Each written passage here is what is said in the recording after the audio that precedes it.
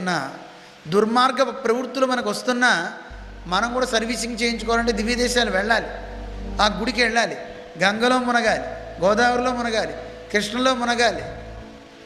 కానీ ఇప్పుడు వాటిని కూడా మనం మునిగి పాడు చేస్తున్నామండి. నదులు పాడైపోతున్నాయి, దేవాలయాలు పాడైపోతున్నాయి. నారదుడు చెప్తున్నాడు, ఇరుక్కుపోయానండి ఈ భూలోకానికి వచ్చి ఏమైంది?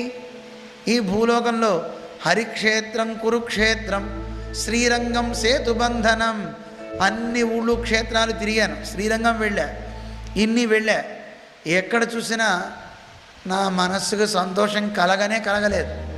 అన్ని వ్యాపార స్థానాలు అయిపోయినాయి. అప్పుడే ఆ రోజుల్లోనే ఎక్కడ చూసినా కలినాధర్మమిత్రేణ ధరేయం బాధితాధునా. కలి ప్రభావం చేత ఈ లోకమంతా బాధించబడుతోంది. ఎక్కడ చూసినా ప్రతివాడి మనస్సు